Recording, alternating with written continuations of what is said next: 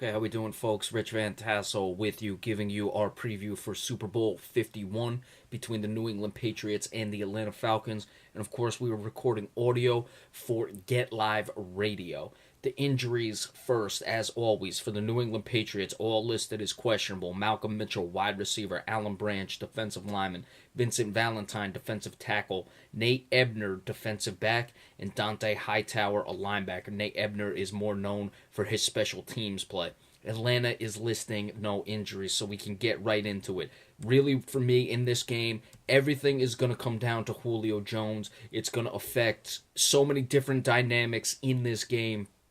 That's why I see Julio Jones being the most important storyline and the key to the game in this one. Why is that? Of course, it's going to dictate how New England defends him in the secondary, how they're going to defend him on third downs, whether they're going to blitz on third downs, whether they'll drop more in coverage on third downs. It also will dictate how Atlanta approaches this game.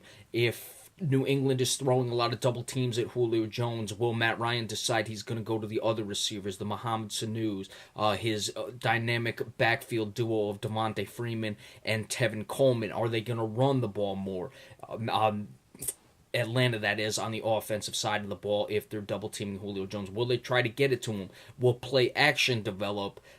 Try to get Julio Jones downfield more where they can set him up in that regard. There's so many different things I see affecting this game with Julio Jones. That's why he's the most important scenario to look at in this game. Now, what I'm expecting New England to do is they're going to double team Julio Jones and they're going to force everyone else to beat them. A lot's going to be seen is as far as Matt Ryan, his maturity as far as how he can handle a game of this magnitude and handle what every different dynamic is, as we just discussed.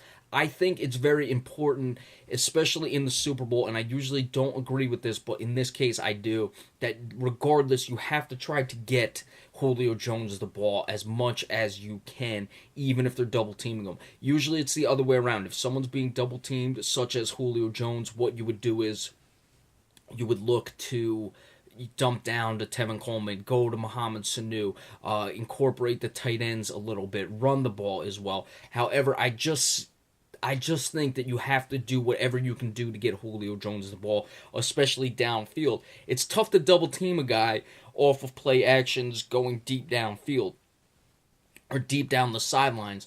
If you're doing that and you're trying to get Julio Jones the ball, even if it's an incomplete, say they run, a flag route down the sideline or something like that, going deep down the sideline, or you run a post route off of a play action going deep down the middle. Once you draw that second defender and you show that you're willing to do it, then things will open up, regardless of if the pass is completed or not. If you're not really showing that you're going to throw the ball to Julio Jones, and even a double team, just showing it will prevent Atlanta from going downfield. That's something to keep an eye on, because I don't think if you don't force a team to at least honor the double team by making the play on the ball, that you're doing yourself any favors in that regard. And you gotta, even against a double team, I'll take my chances with Julio Jones. The problem is, I don't think Atlanta's gonna do that. What I think Atlanta's gonna do is, I think they're gonna try to check down a lot. They're gonna try to run the ball. They do have a good offensive line.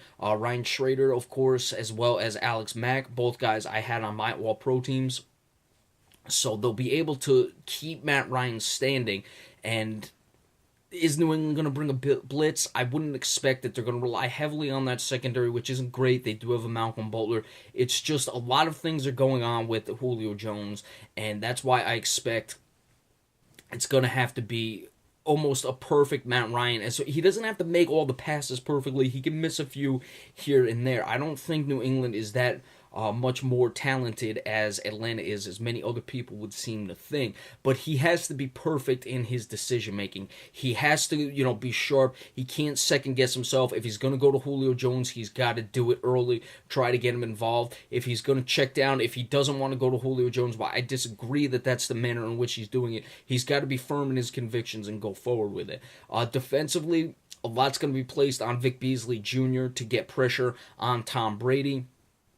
Secondary for Atlanta is not too bad. They're a little underrated as far as I'm concerned. I like Keanu Neal in the secondary as well, but I don't think they'll be able to hold up, as I don't think many secondaries can hold up against Tom Brady. The offensive line for New England has routinely been underrated. They always keep him upright, and there's just too many weapons. He's going to be able to slice and dice. He's going to kill you in the secondary, regardless of who you have, unless you're getting pressure on him. But I expect New England's been working very hard on Vic Beasley Jr. I just named him my personal defensive player of the year today, just before. So that's certainly something that Atlanta's going to have to be able to thrive upon to stop Tom Brady. I don't see it happening. I look for LeGarrette Blount to really break this defense down. That isn't great for Atlanta. And I just don't think that Atlanta's going to make the right decisions getting Julio Jones the ball.